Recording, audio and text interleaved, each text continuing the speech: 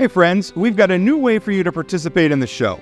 You can now call us or text us with your questions, comments, or anything you want us to discuss on Plain Talk.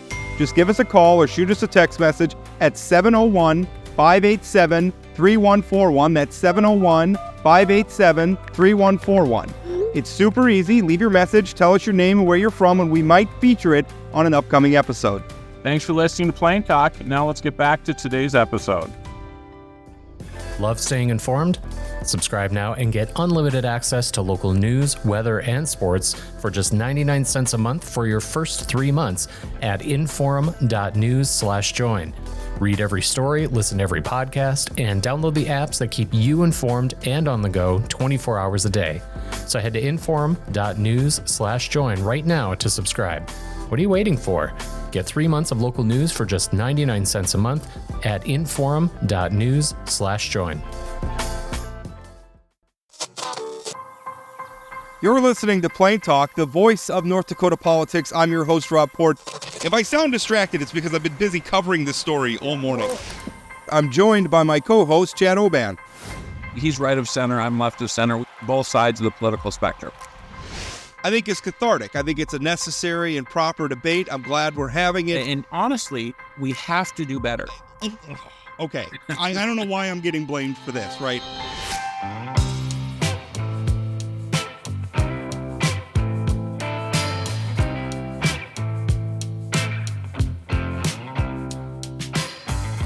Hello.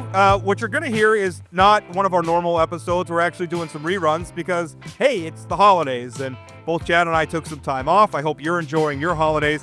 What you're about to hear is an interview that we did with Rebecca Binstock. She is the executive director of the North Dakota Ethics Commission. I thought it was a really interesting interview. You know, increasingly, we created the Ethics Commission a few cycles ago with a ballot measure. I wasn't so sure at the time it was a good idea, but hey, the voters said otherwise. We have it now. And increasingly, it is going to become a big part in the way our state is governed. And also, I think, a part in our politics. We saw in the last election cycle, we saw people filing ethics complaints and then publicizing the fact that they had filed ethics complaints in order to, sort of manipulate voters as they headed to the ballot box. So it's going to be very interesting how we use the Ethics Commission. And frankly, even as somebody who opposed the creation of it, because I'm not sure sometimes that these ethics commissions are as useful maybe as we think they should be. But I do think that there are some cool things we could do with it. And we talk about that during this interview. For instance, could we assign some of the authority to the Ethics Commission to enforce campaign finance laws? Right now, a lot of those aren't getting enforced, or other sorts of ethics or guidelines or whatever around campaigns. I think that's something we could do. Anyway, here's our interview with Rebecca Binstock. I think it's a very interesting one. I hope you enjoy it. I hope you're enjoying your holidays. We'll talk again after the first of the year.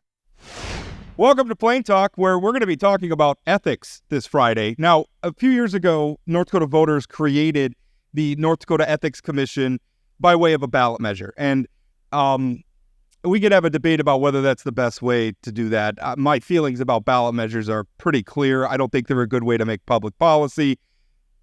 But it exists, and the Ethics Commission exists, and we have to. It's becoming more and more important, and we certainly saw in this last election cycle, it's becoming something that we talk about a lot. And so how the Ethics Commission performs and everything else, these are important questions, and we're going to talk about some of that. We're also going to talk about the fact that there is an opening on the Ethics Commission itself. And to talk about that with us and my co-host Chad Oban is Rebecca Binstock. She is the executive director of the North Dakota Ethics Commission. Rebecca, how are you? I'm good. Thanks for having me on, Rob and Chad. Let's get the first question out of the way. You guys have an opening on the Ethics Commission. Describe, who can apply for that? What does that process look like? And what does it mean to serve on the Ethics Commission? All right. So that's like a 3-part question, Rob, right?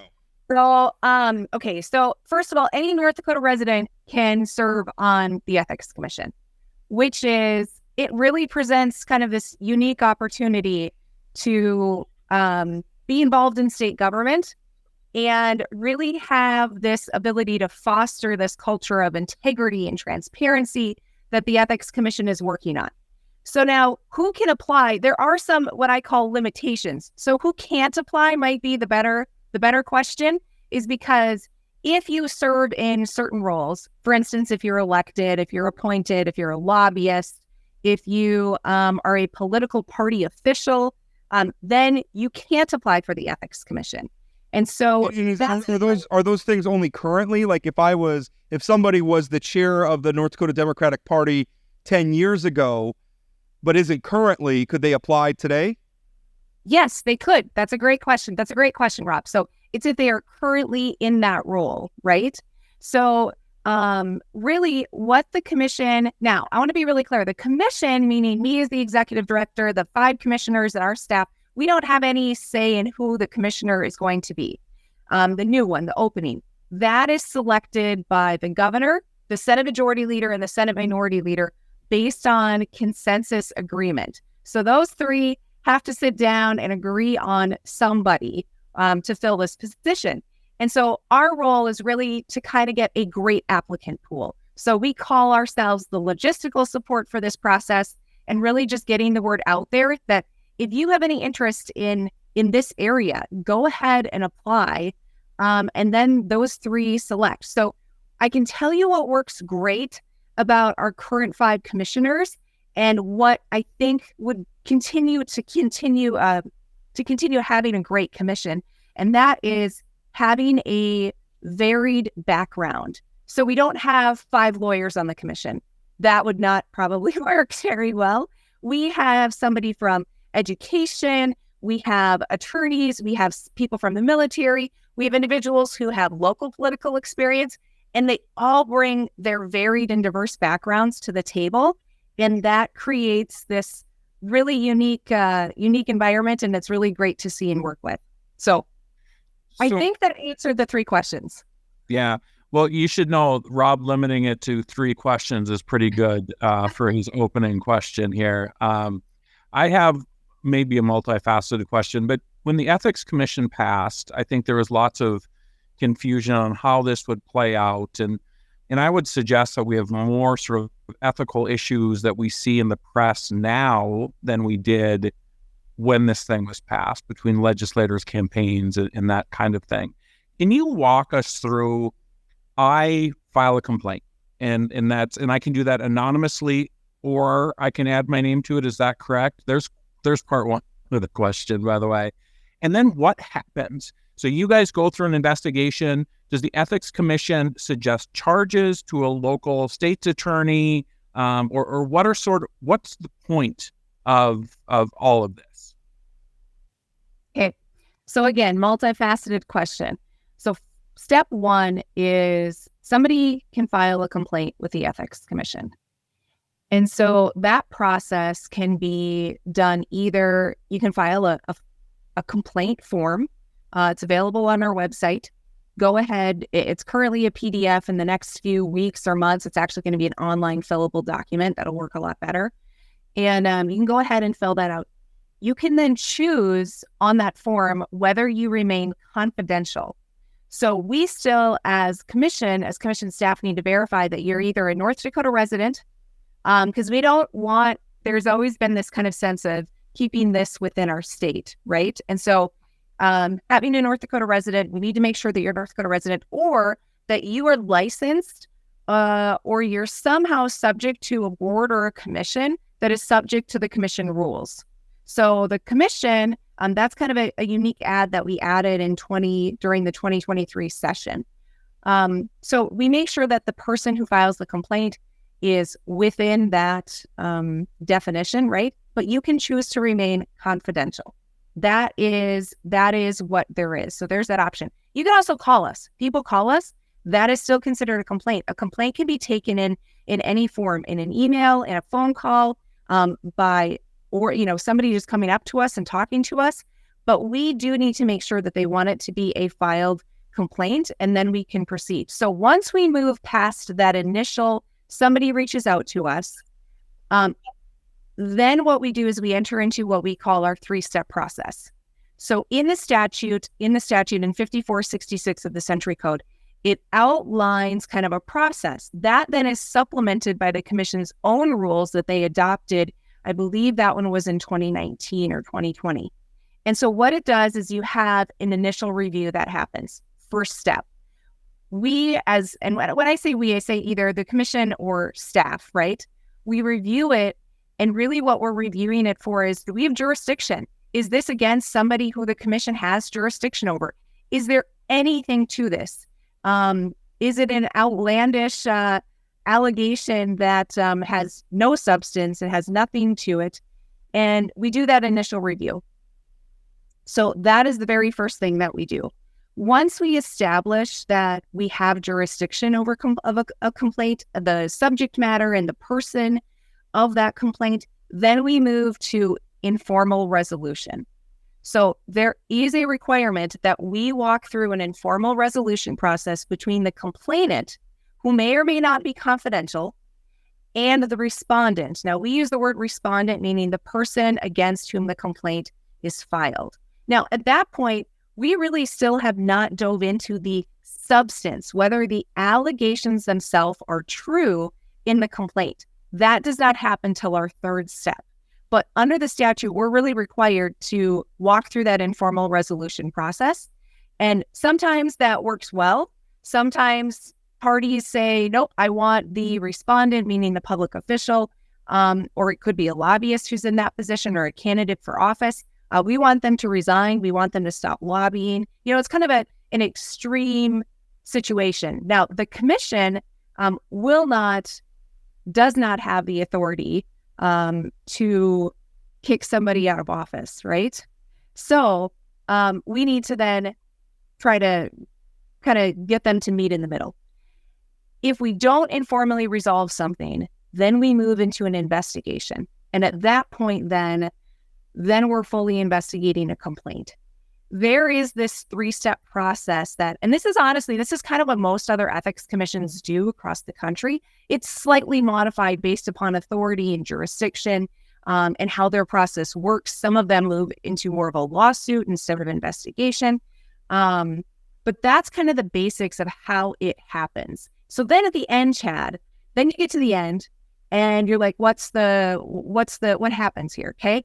So then we have where the commission, as executive director, I prepare a report and recommendation for the commission.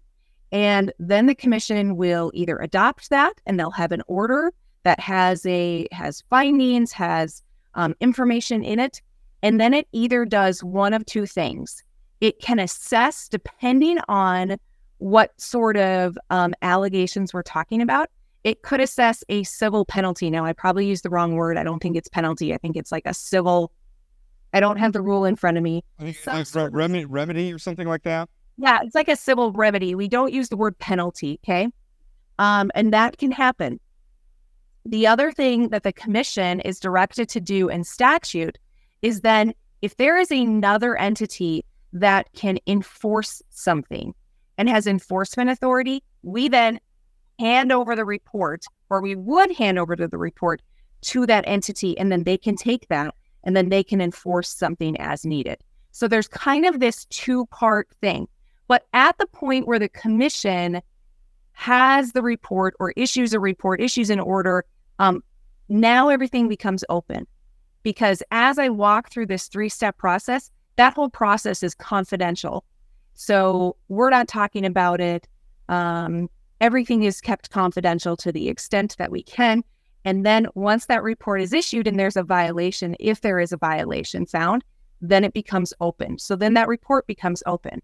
Now, I'm going to tell you this process, we have not been all the way through this process yet, and I saw your eyebrows go up there, Chad, like, what? You haven't been all the way through the process?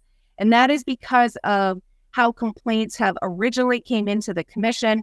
Numbers were low. I think there was, we didn't have a lot of complaints coming in, and now we have had an uptick and we're able to work those through the process. And so we are doing that. So I anticipate we'll get there and we will get there, and it's going to happen.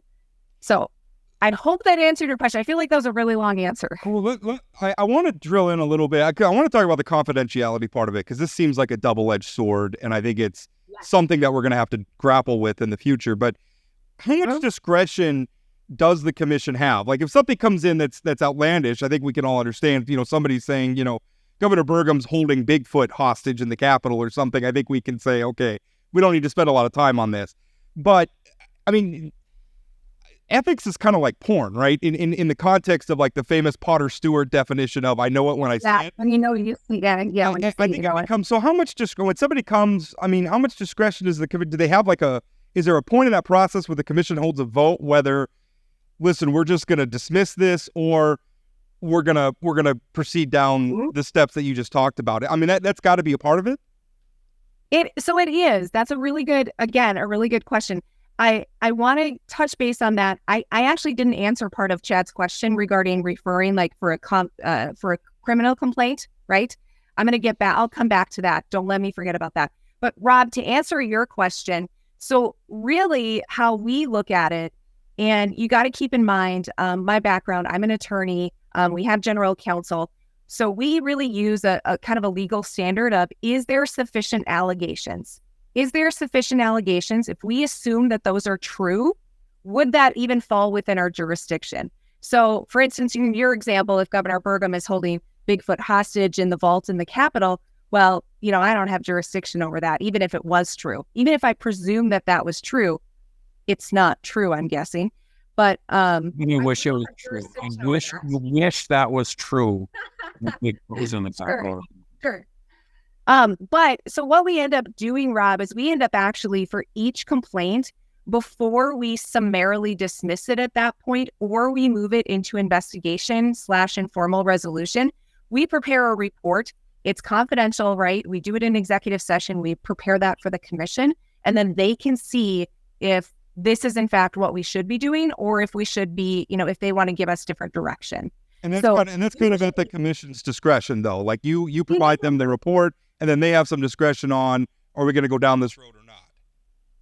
They have, I think they have a little bit of discretion, but I think it's more of a legal standard than a discretionary standard that they apply. I mean, what we call it is probably nomenclature, but, yes, I think they do have a little bit of discretion. I think in most cases, what we have found is it's pretty clear which direction we need to go. Because a lot of the things that we can quote, we call it summarily dismissing it. Basically, we've reviewed it. There's nothing there. We're going to summarily dismiss this. A lot of times we know we don't have jurisdiction over the person. We know we don't have jurisdiction over the subject matter. Maybe it's something against a local county official, or it's against a judge or an attorney, or it's outside of our limitations period. It happened 5 years ago. We can only look back 3 years. There's something there that we know that we don't have jurisdiction over it. So that's why we can summarily dismiss those kinds of things. There has been maybe a few where it's been more discretionary, but for the most part, I think it's been pretty clear. You're going to refer to the criminal referral, and then I have a question after that. Okay. Yeah, let's talk about that. So there's a statute, and I always want to say it's 546608, but I actually think it's 546612. That directs the commission at any point, if we have a belief that there is a possibility that a crime has been committed, that we are required, it is a must standard, we are required to refer that to the appropriate law enforcement agency. Usually that's going to be a state's attorney who's doing that. Gotcha. Yes, so there's that statute, but it's a must. We don't have, in that instance, the commission does not have discretion. So one of the things that opponents of the Ethics Commission being set up, and I supported the Ethics Commission, and now, I mean, it's here, right? One of the concerns they laid out that it would be sort of weaponized for political gains. And I think we sort of saw that a little bit in June, right? I mean, you have complaints being filed, and the person who's filing the complaint goes public with, I filed the complaint against this person. I know we're not going to talk about specifics, but is there a scenario, and you said that we haven't gone through the whole process yet, so that person who has a complaint filed against them, it's in the public eye because the person who filed the complaint put it in the public eye. This process takes a certain amount of time before they're exonerated or whatever. What is that level of time? What sort of rights do the folks who are being accused of things have throughout this process? So first of all, with the confidentiality, right, that certainly has come up, right? So yes, we say that the confidential, the complaints are confidential. That doesn't preclude somebody who filed a complaint who's not subject to the confidentiality provisions. For instance, a public citizen, they can go and take that to the press. What then can happen then is the person who's the respondent, if the respondent is in fact a public official or a state employee, they don't get to do that because they're bound by confidentiality. And if you share confidential information, as you likely know, it's a felony of some sort that I can't remember off the top of my head. So they're not going to do that. Now, what we see in other states and how they address that, Chad, is they actually exempt the respondent from the confidentiality. So they can respond and not wait. So that's something as we get towards legislative session, those are things that we're having discussions about, is how to improve that process. And it might be, there might be a few different ways that we can do that. But we're looking at when it comes to confidentiality, is how do other states who've been doing this a lot longer and have a lot more experience with this, how do they address that and how do they manage that? And that's one of the ways that they do it, is they let the respondent, they basically exempt the respondent from doing that, and so that they can do that. So they can respond publicly to the underlying facts, right? To the underlying facts. Now, what rights does the respondent have in the process? They're notified of everything. They get copies of everything to the extent that can be provided, because keep in mind, we have to maintain the confidentiality of the complainant if they choose that. So then we have to redact things if needed, or we provide summaries, but they receive that information along the way. They have an opportunity to respond. They have an opportunity to participate in certain aspects of it once it gets to the investigation stage, right? So now I will say that when it comes to the process, a lot of times we'll notify somebody, and we don't send out the complaints right away, because if we look at our dismissal rate versus moving to informal resolution investigation rate, we dismiss quite a few more. So I'm going to just review that and dismiss it, and then I'll get you everything all in one. It's just kind of more of a logistical thing for our office, that it's easier to do it that way. And we've tried to change legislation to align better to timelines so that we can do that kind of more in a package deal. And so that's kind of, I think that answers your question. What's the timeline? I mean, from a complaint going in to going through the whole process, or do you have a goal for timeline, or is it like every case is different? So every case is different, obviously. We have a goal. We have the goal to get it done as quickly as we possibly can. Here's where we run into limitations, is the fact that we have a small staff. We're small, but we're mighty, but we do have a small staff. We have myself, we have a general counsel, which we brought on last September. And then we have a operations administrator who really kind of controls our operations. And so or handles our operations, I should say. So we are restricted on the amount of time and the amount of manpower, people power that we have when we have these complaints. If something is summarily dismissed, sometimes we can wrap that up in a matter of 30 days, 60 days, 90 days. If we need to move it to informal resolution or investigation, it does take a little bit of time. The other thing you have to keep in mind is that if there is a criminal referral where we're required to refer something for criminal prosecution, the Ethics Commission investigation is halted. So the statute requires that the Ethics Commission not take any action. So if you have that interruption, it's going to delay the process even longer. And so do I have a goal? Yeah, I would love to get them all turned around in, 6 months, 9 months, something. But it does take time. The other thing is we need to do quite a bit of research when complaints come in, because many times complainants bring something to us. They know the facts. They kind of know the law, but they don't have an attorney assisting them. So we need to review it and see if there's anything there. And we need to make sure that we give that a full review. So we compare it to a pro se litigant filing something with a court. there's something usually, or people usually that review those and do an initial review, and we kind of treat it very similar. One of the, I could provide an anecdote just to kind of illustrate how sticky some of this has gotten. During the recent primaries, I had multiple people contact me telling me that they weren't the people who filed the complaint, but someone had filed an ethics complaint against a candidate and wanting me to write a story about this. And my problem is I'm thinking, okay, so, and Rebecca, you aren't, and I made some inquiries to you even, and you are going to confirm or deny whether there's anything, right? So I'm in a position of, they want me to write a story about some anonymous person who filed a complaint against a named candidate, but I can't verify whether a complaint's actually been there. I don't have the substance of the complaint in front of me. I'm just supposed to, and I didn't write those stories.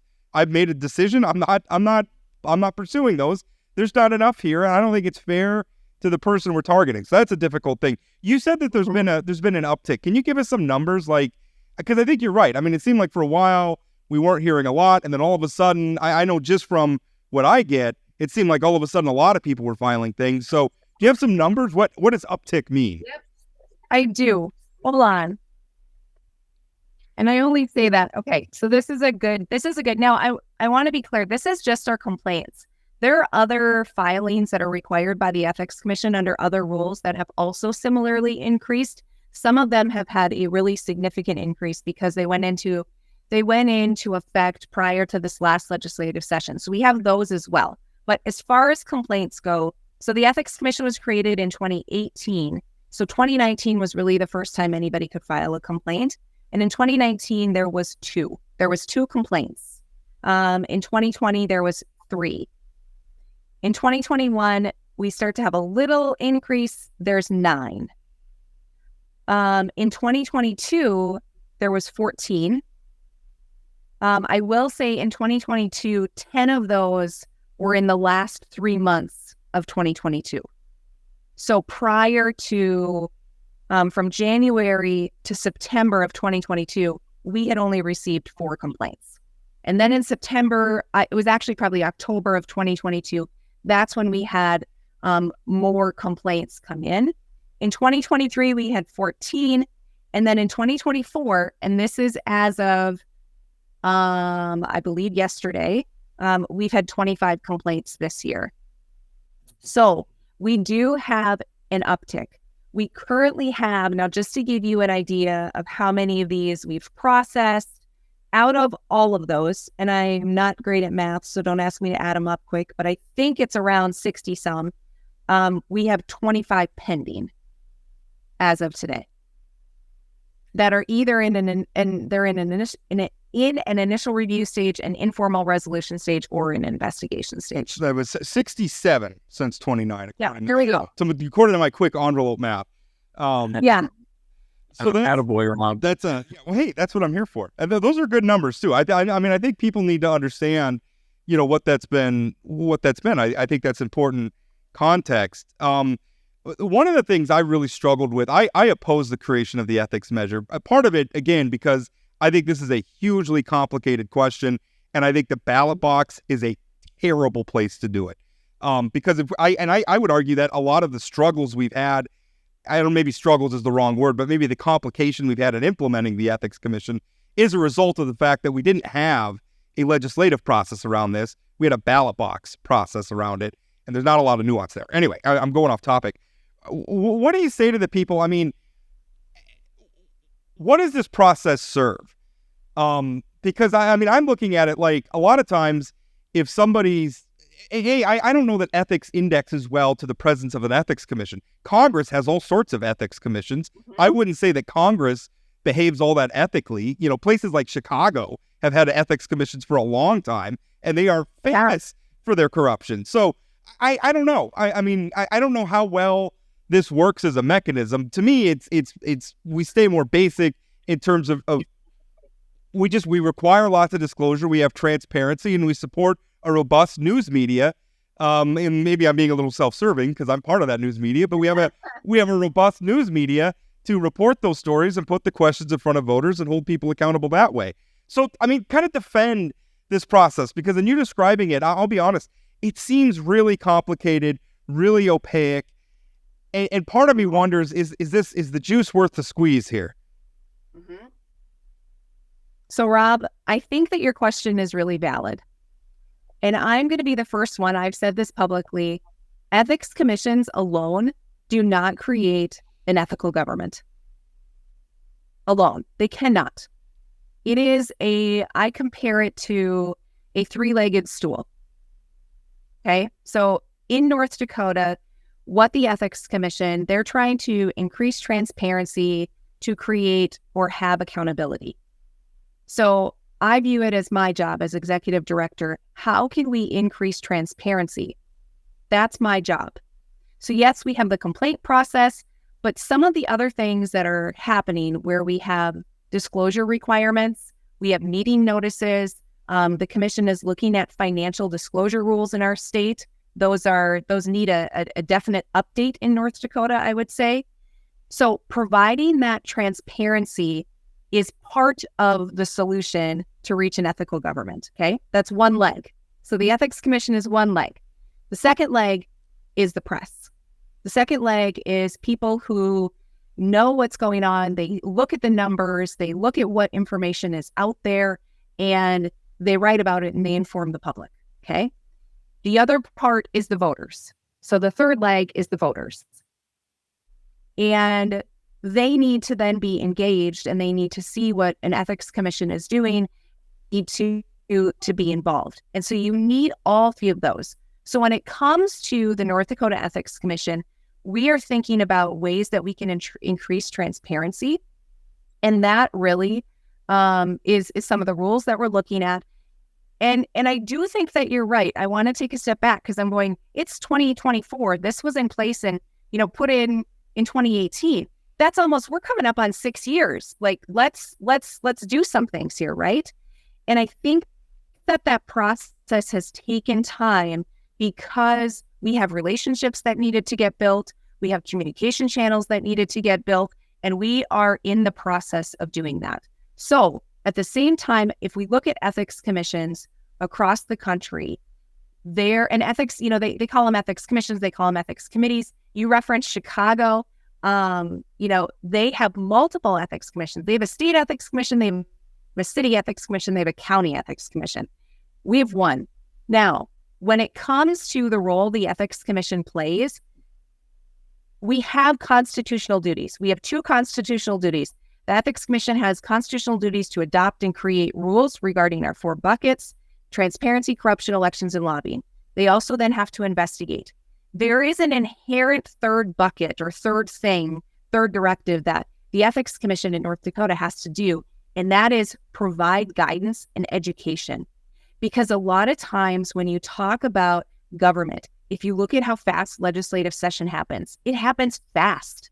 And so if you can create a structure that helps people manage conflicts, be ethically aware, be aware that this might create an issue, and be able to come to somebody and say, I have this issue. Can you help me work through it? What is the process that I should follow? And sometimes we've had, in North Dakota in particular, we've had a culture that's been around. I mean, if you listen to our webinars that we've been doing lately, we talk about this historical perspective on ethical decision making in North Dakota, and there is a culture that is developed, and it's reteaching, and it's rethinking about how we evaluate circumstances, how we evaluate government actions. And yes, the Ethics Commission can do some of it, but it can't do it alone.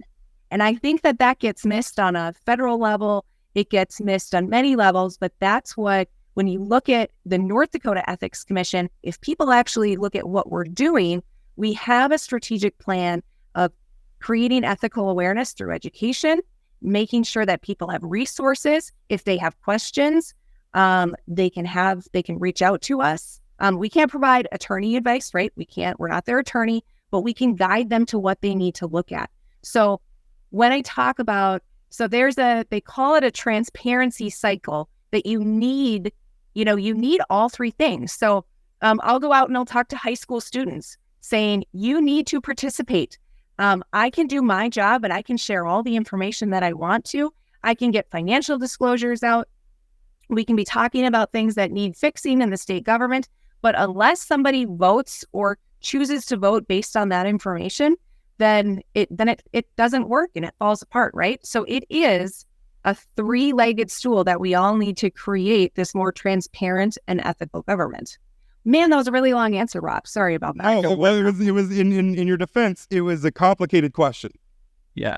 We're coming up against it here, but I have one other quick question that I just want to understand.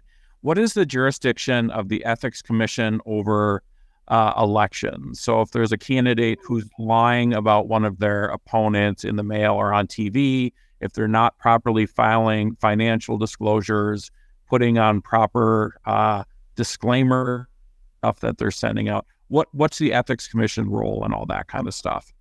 So, Chad, that's going to be a question that depends on the facts of the case or of what comes before us, okay?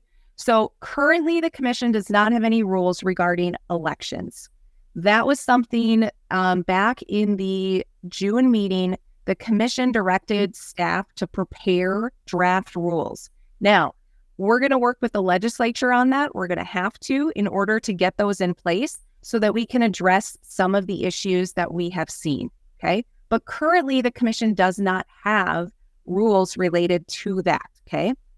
But if it has a failure of disclosure, if it is a violation of some criminal statute, then the commission is required to turn that over to whichever state's attorney would investigate that. And we are required under the statute to do that. So if we get a complaint that alleges that, we then have to go and refer it. But keep in mind, there's no rule for us currently to handle that. So what the commission is looking at is having a rule that has a civil administrative process that would supplement this criminal aspect of it. And that would be how we would work through it in the future. So that is what we are currently working on.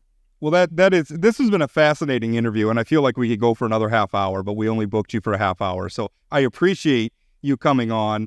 I am really excited about the idea of the Ethics Commission being, in some ways, in fact, I was thinking of a headline for a future column as you were talking, and it's like, I feel like the Ethics Commission, we talk about it in the context of complaints filed all the time.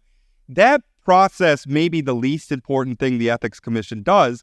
I think the way the Ethics Commission could better serve the state is if we could turn it into a clearinghouse for, and just as one example, for campaign finance. I mean, maybe instead of filing them with the Secretary of State's office, the Ethics Commission sits astride the campaign finance reports. Then when somebody doesn't file, and instead of everything being a misdemeanor criminal thing or an infraction if you don't have the right disclaimer on your campaign sign, maybe there's a civil remedy, because I think it's problematic putting some of that in the criminal code. I'm not real interested in seeing I'm not real interested in seeing somebody go to jail because they didn't have the right disclaimer on their campaign sign. I wouldn't mind them maybe hitting them where it really hurts and giving them a fine where they have to pay and make it a fine that matters. I mean, right now it's a $25 fine if you don't file. $25, yep. Yeah, I mean, it's a joke. I just want to make it really clear. The Ethics Commission does not want to take over the filing from the Secretary of State. They've worked really hard to get that, they're working through an update, but there's the enforcement side. Sure. Right. Okay, and so sure. having a non-political... I'm just spitballing ideas. Yeah. Rebecca. Yeah. Oh, no. Just because you don't want it doesn't mean Rob's not going to give it to you. Thankfully, I don't think Rob can legislate authority to us. So, challenge accepted. No, I cannot. We are all overestimating Rob's influence a great deal here. All right, we really do have to interview. This has been fun, Rebecca, and I feel like we should have you on because I do think the Ethics Commission has the potential to be a force for good in North Dakota, even in these divided times where part of the problem here, you said what voters have to care. Yeah. Voters have to set aside partisanship and want ethical behavior and stop defending unethical behavior because it happens to come from politicians they like. And that's a whole other problem that is well beyond the scope of the Ethics Commission. Yeah, we usually cover that in the second half of these. Well, in fact, we're going to end the interview now, and Chad and I can expound upon that in the second half. Rebecca, thank you so much. Thanks, Rebecca. Yeah, thanks, guys. That's it for today on Plain Talk, the voice of North Dakota politics. Plain Talk is a production of Forum Communications Company. Got a question, comment, or suggestion? Leave us a voicemail or send us a text message at 701-587-3141. That's 701-587-3141. If you haven't subscribed to Plain Talk yet, you can find us on YouTube or your favorite podcast platform like Spotify or Apple Podcasts. For those of you who are already hooked, give us a rating or review. And don't forget to share or tell a friend. Special thanks to my co-host Chad Oban, and from myself and everyone at Plain Talk, thanks for listening.